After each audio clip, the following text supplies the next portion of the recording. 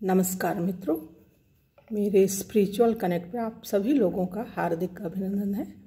आज मैं आप लोगों को हमारे देश के प्रधानमंत्री डॉक्टर नरेंद्र मोदी जी ने जो कल शुभारंभ किया, कल भूमि पूजन किया मित्रों नए संसद भवन के लिए, तो उसके बारे में कुछ अपने विचार व्यक्त करने जा रहे हैं मित्रों।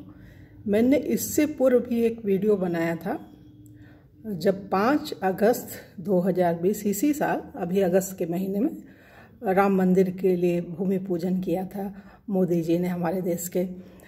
बहुत ही भक्ति वाले मोड में रहने वाले जो हमारे प्रधानमंत्री जी हैं वो तो इतने अच्छे अच्छे काम कर रहे हैं मित्रों। एक मतलब इतिहास लिख दिया उन्होंने अपने जीवन में। हमें वैसे भी बहुत प्रिय हैं, इसलिए प्रिय हैं कि उनका जो सर्वस्व जीवन है वो राष्ट्र के लिए ही समर्पित है। तो ये बात तो सही है मित्रों।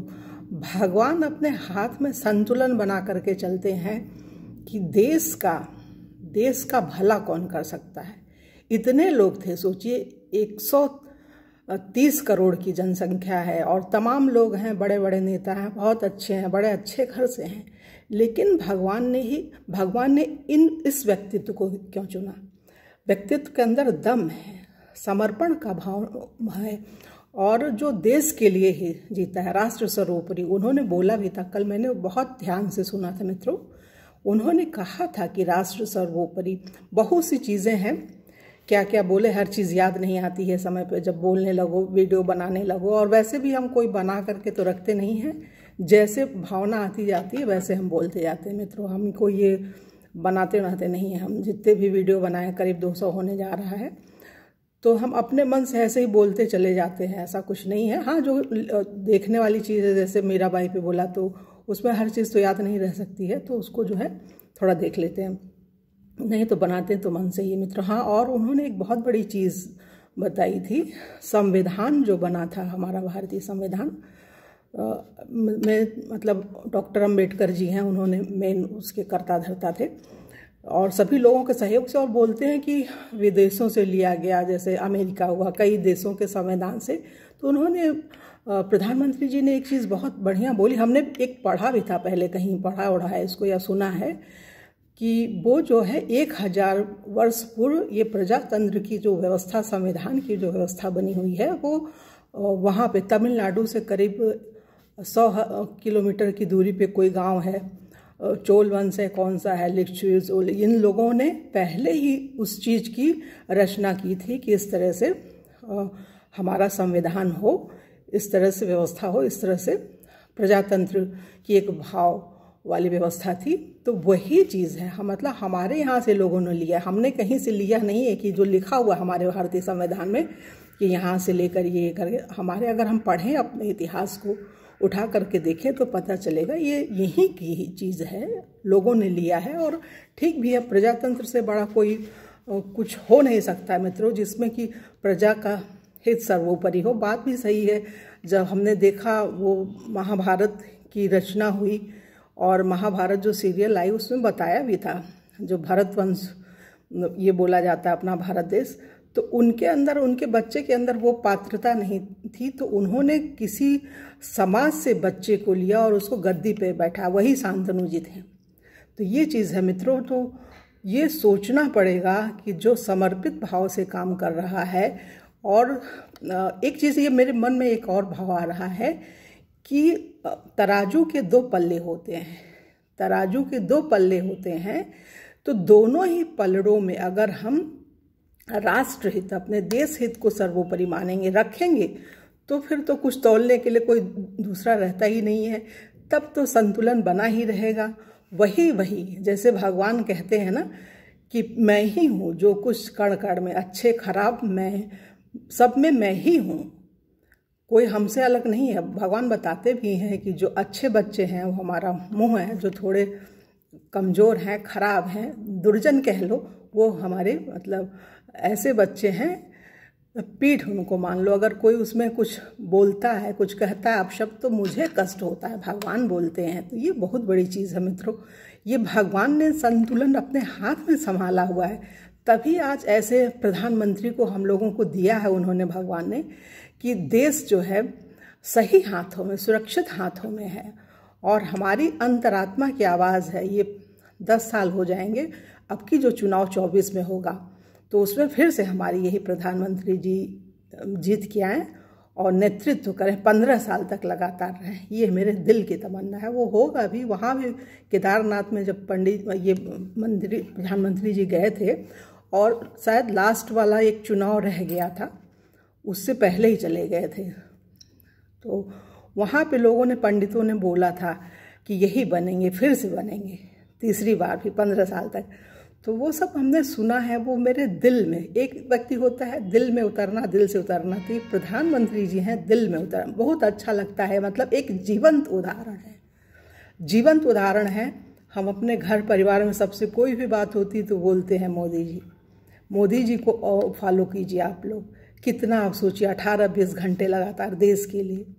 और सही बात है, भगवान ने भी कहा है, भगवान ने कहा है कि जो मुझसे मिलने आता है राजा की ही भावना से आता है, राजा बन के, तो उसके साथ वैसा व्यवहार, भिखमंगा बन के जो जाता है तो वो फिर भगवान वो चीज़ नहीं करते हैं। वो सिकंदर और पोरस जब था तो पोरस को सिकंदर ने बंदी बना लिया, अपने पास ले आया और बोला कि आपके साथ कैसा व्यवहार किया जाए तुम्हारे साथ।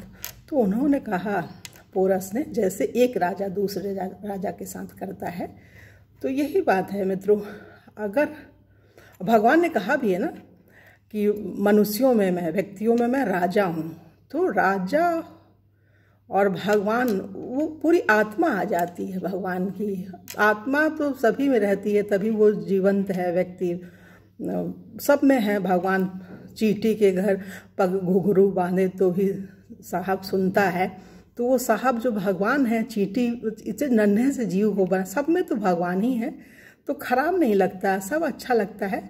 लेकिन संसार के लिए ये जानकारी क्या है ना, बहुत कम लोग समझ पाते हैं इसको।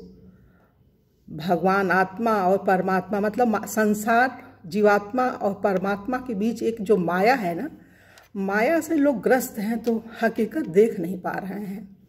जो हकीकत देख लेता है, जान लेता है, समझ लेता है, तो वो फिर सच्चाई को ही सामने रखता है। उसको हर समय ये लगता है कि भगवान देख रहे हैं और जो सही चीज़ होती है उसी का ही वो व्यक्ति अनुकरण करता है। मित्रों, तो आज तो हम बहुत खुश हैं।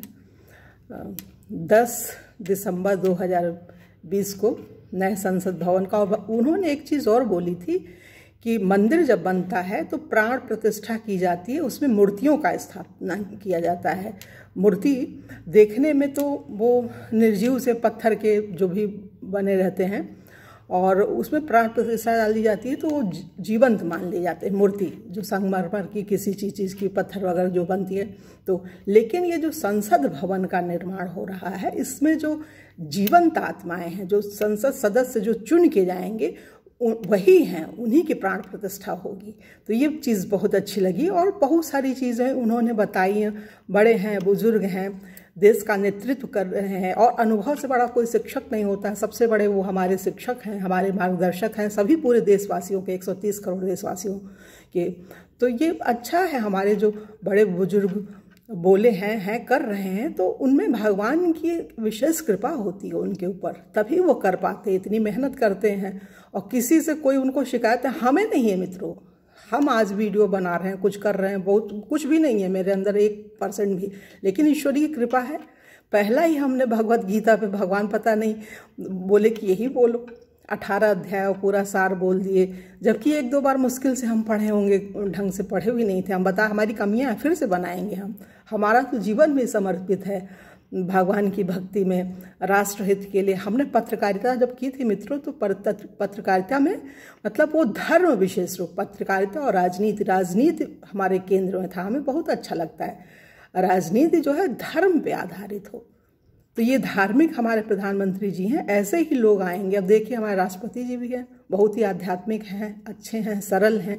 तो भगवान कोई सोच भी नहीं सकता था कि वो आएंगे। मोदी जी तो ये भगवान बैठाते हैं ना, इस कुर्सी को देने वाले तो परमात्मा हैं। तो जिस शरीर को चुन ले जिसको, बस वो बैठ जाता है, वही नेतृत्व करता है। देश का।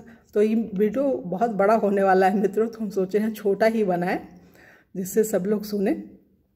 तो कहने के लिए अभी बहुत चीज़ें हैं निकल के आ रही हैं, लेकिन हम सोचते हैं कि यहीं पे वो करना चाहिए और सभी लोगों को एकजुट होकर के प्रार्थना करनी चाहिए कि अति शीघ्र 22 में बनने के लिए बोले हैं, 2022 में 75 साल हो जाएंगे आज़ादी के। तो ये बहुत बड़ी चीज़ है। और हाँ, विवेकानंद जी का भी उन्होंने बोला था 1897 में, उन्होंने बोला था अभी 50 साल तक संघर्ष करना पड़ेगा, तपस्या करनी पड़ेगी भारतवासियों को। तो 47 में आज़ाद हुआ देश, तो 50 साल का ये, अब 75 साल ये हो रहा है पूरा आज़ादी के।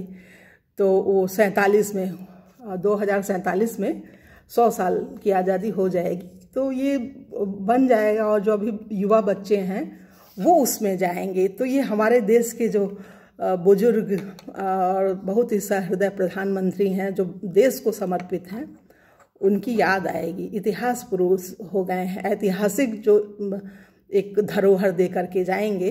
तो देखिए कितने भाग्यशाली व्यक्ति हैं। भगवान के राम मंदिर के लिए भूमि पूजन किया, देश के संसद भवन के लिए भूमि पूजन किया, और ये करते ही रहे। ये 100 साल से भी आगे जिए। ये भगवान, इनको कभी मृत्यु ही ना आए। ऐसे लगता है कि ऐसे ही लोग हों कि जिसकी सराहना व्यक्ति दिल से करे बगैर किसी चाह के। देश से बड़ा क्या हो सकता है? देश है तो हम हैं, नहीं तो गुलाम देश की क्या स्थिति होती है। हमने सुना है, पढ़ा है, बड़ी दयनीय स्थिति होती है। वो कभी ना आए हमारे देश के ऊपर। यही भगवान जी से प्रार्थना है। और आज एकादशी भी है, उत्पन्ना एकादशी है, व्रत भी है मित्रों। तो भगवान जी ने जो हमसे बुलवाया वो बोले, तो कमी तो है ही है। धीरे धीरे भगवान शक्ति, ताकत, बुद्धि देंगे तो और भी अच्छा बनाने की कोशिश करेंगे वीडियो को मित्रों। चलिए हम ज़्यादा ना कुछ बोलते हुए अपनी वाणी को यहीं विराम दे रहे हैं और अगले वीडियो में आप लोगों से पुनः मिलेंगे। जय हिंद, जय भारत, ओम शांति, ओम शांति, ओम शांति।